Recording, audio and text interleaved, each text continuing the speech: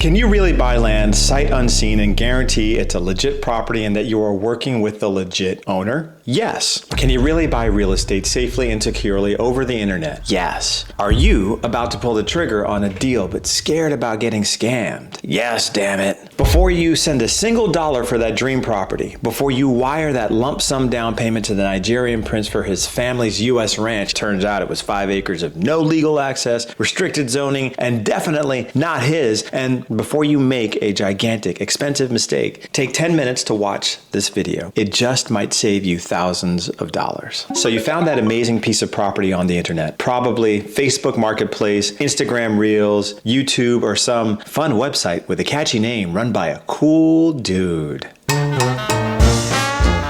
It's perfect. It's the right size, it's the right location, the pictures look amazing, but is it real? At lotsofsunshine.com, we buy hundreds of properties each year, and just like you, we worry about getting scammed every time. In our years in the business, we have run into all types. There's been the retiring land broker hawking land that he doesn't own anymore. There's been the deadbeat nephew insisting he got rights to sell the land in his uncle's will. We had the cagey owner who leveraged his land to buy a Harley but didn't disclose to us the private lien before inking the deal. We have seen faulty tax records that lead to premature tax deed sales and the loss of the property. You name it, we've probably seen it. I've lost so much money. I've lost so much money. And look, these lessons were expensive. But by sharing these lessons with you, the money's not lost. It's invested because we've learned. And know this, when you learn, you never lose. Best of all, I made these mistakes so you don't have to. In this video, you will learn the top 5 scam situations we encounter the most, the nature of the scam, the methods that we used that you can also use to detect the scam, and how we handled it. Good, bad, or ugly. By the way, good means that we didn't lose money, bad means that we lost money, and ugly means that we figured out how not to lose too much money, but we were more lucky than we were clever. So yes, you're gonna get the real right here. Hey man, if this content helps you, make sure you like and subscribe. That small, simple act helps us know we are providing value for you. It also helps us grow so we can help more serious land buyers like you. So go on, do it now. Yeah, that button, that one right there. Perfect. And then the other one over there. Great. Now let's get into it. Also, if you stay to the end, I'll give you a link to my ebook. It's Kirk's Land Scam Red Flag Checklist. I got to come up with a better name. But with this checklist, plus what you learn in this video, you'll be able to spot 90% of the land scams that we've seen. It's a simple way to ensure you're getting what you expect in a land deal. About 2 years ago, we ran into a guy I'll call Brent the Bad Broker. Classic, slick real estate dude. He was flipping houses, he was selling land, he was wheeling and dealing like it was 1985. He had these two beautiful gem properties in Lake Placid. And our due diligence showed that he was the legit owner, showed that the title was clean, everything checked out. So we moved forward. But from jump, Brent was shady. He was slow to respond. He had like 8 different burner phone numbers. Weird energy. My team was getting red flag scammer vibes all the way, but we pushed through. We did the deal totally unaware. Brent was pulling a fast one. The county accepted our title docs and we thought we were golden. Then 5 days after closing, the county calls. Turns out the week before we closed, Brent had already transferred properties to someone else.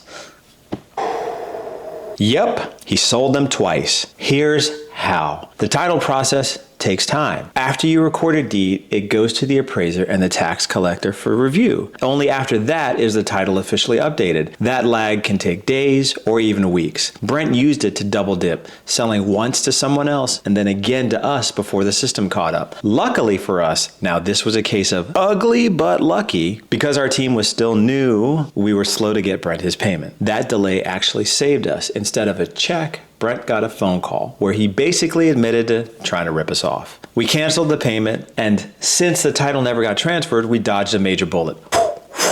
Black like a ninja. To avoid this time lag scam yourself, do the following. Number 1, check or recheck the title status on the day of filing. Number 2, check the title status proactively after filing to ensure the county records are updated properly. If something is wrong, it'll usually show up within a week of the filing. And then number 3, use a reputable title company. When you purchase through a title company, it will cost you more, significantly more, but you will get a knowledgeable team doing thorough due diligence on the state of the title, the taxes, the liens, plus title insurance. Now, title insurance is well worth it if the property is above a certain value, as it will protect your investment if there is a title issue that can't be fixed post-transaction. Worst comes to worst, the title company will pay out the value of your claim, which will be the amount that you purchased the property for. Nathan, the naive nephew, called us eager to sell his property.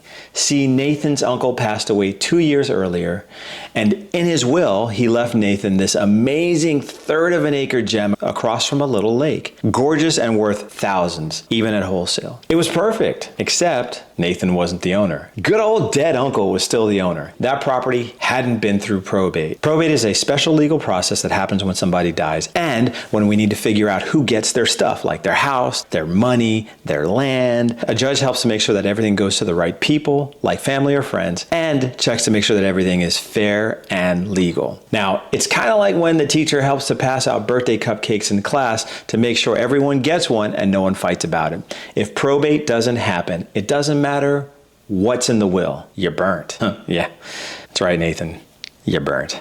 The easiest way to determine if a property needs to go through probate or not is to check the current title against the ID of the person selling you the property. If they don't match, it's a no-go. By the way, if the seller won't show you proof of identification, that's a hella red flag. Once Nathan understood that he needed to go through probate, we hooked him up with a lawyer that helped him get it done. 6 weeks later, we had a new lot in our inventory, and Nathan had cash for that European vacation for he and the wifey. Ooh, that's so nice. I love a happy ending. Dumb. A while back, we met fractional Francine. She had acquired a property via quitclaim deed from her dad, where her dad and uncle both owned the property and were on the deed together as joint tenants in common. Well, when her dad passed away, Francine decided it was time to ditch that lot, so she came to us. She insisted that she was the sole owner because the quitclaim deed showed just her. The problem was that Francine only owned a fraction of the property, the fraction that was owned by her dad. The other half was owned by her uncle, who unfortunately had also passed away. Too bad, so sad. Lots of dead relatives that can't sign over a deed, and unfortunately, lots of live heirs that decided they wanted a piece of the land pie. To find this issue, our team went back through all the deeds to check the chain of title.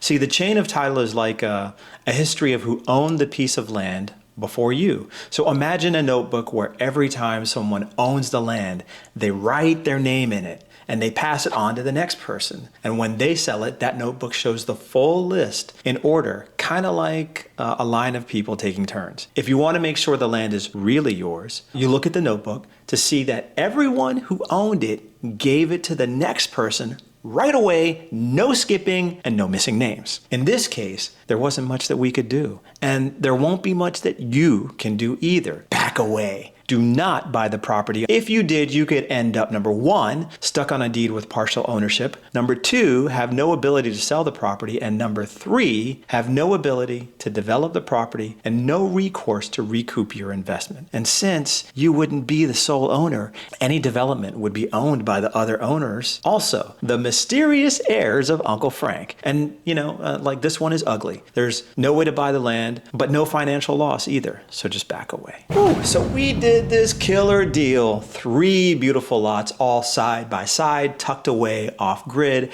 A weekend paradise, right? Well, we knew the area well, so we jumped on it. At closing, everything seemed solid until we found out one of the lots had a big pile of back taxes due just a month after the sale.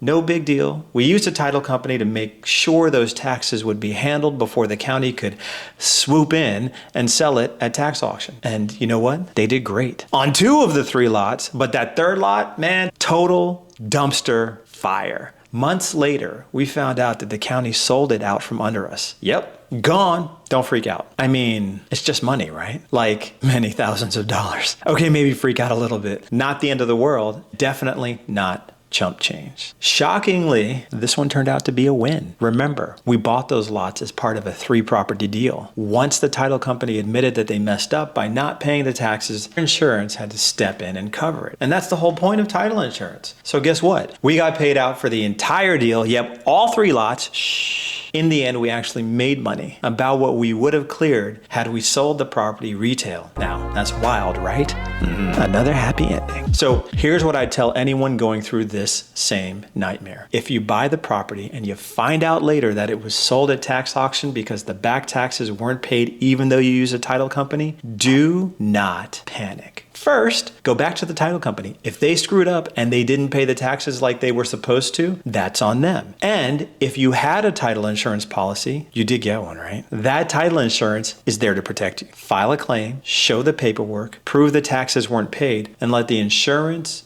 do its job. In our case, they didn't just pay us for the one lost lot. They paid out on the full purchase for all 3 bought in that deal. Yeah, that actually happened. And we ended up with a better return than if we had just sold it at retail. Moral of the story, use a title company. If something blows up later, don't walk away quietly. Make your claim, get what you're owed. If you got this far, you must be getting crazy value out of this. So go on, like and subscribe, click it. There you go. Feels good, don't it? We came across what looked like a steal. The owner, let's call him Zach, swore it was a residential lot, totally buildable, easy access, the works. He even hit us with the classic, this one's gonna go fast. So we dug into the zoning, and at first glance, yep, residential. But there's a twist. Twist number 1, it sat inside a conservation overlay zone. Translation, you'd need permits, patience, and maybe a blood sacrifice to build anything. And for the average person, completely unbuildable now. And the legal access, I mean, sure, there was a road on paper, but in reality, it was a glorified deer trail. No real road, no easement, and the only way of building inspectors getting out there is by helicopter or horseback. If we hadn't double checked, we'd have ended up with a lot you could camp on, maybe if you're okay hauling in supplies, like you're starring in Naked and Afraid.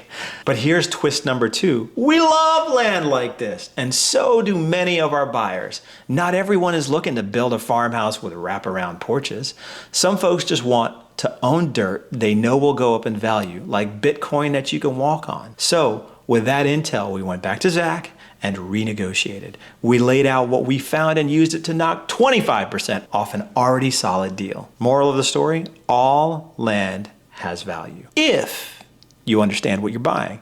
The key is doing your homework, spotting the hidden catches, and using that knowledge to make a smarter deal. Buying scams, or let's be real, land buying screw-ups, we run into all the time. Are they always true scams? Honestly, no. Most people, meanwhile, they're just working with bad info. But whether it's shady or just sloppy, the risk is still on you. So here's what to do. Number 1, verify ownership with the county before you do the deal. Number 2, double check your recording after the deal to make sure that everything sticks. Number 3, trace the chain of title. If names don't line up, something is off. And number 4, use a title company. If you're spending serious coin, yeah, it's more expensive, but it's also protection. And number 5, know your zoning. Seriously, zoning can kill or make a deal. If this helps you, hit that like and subscribe. It tells the algorithm we're doing something right. And hey, if you're land shopping, check out lotsofsunshine.com, where we make buying land easy and affordable. Got questions? Call us at 954-639-4938. And since we're talking zoning, don't miss this next video where I break down the zoning traps that can cost or save you thousands. Click it, watch it, you'll thank me later. Bye, y'all.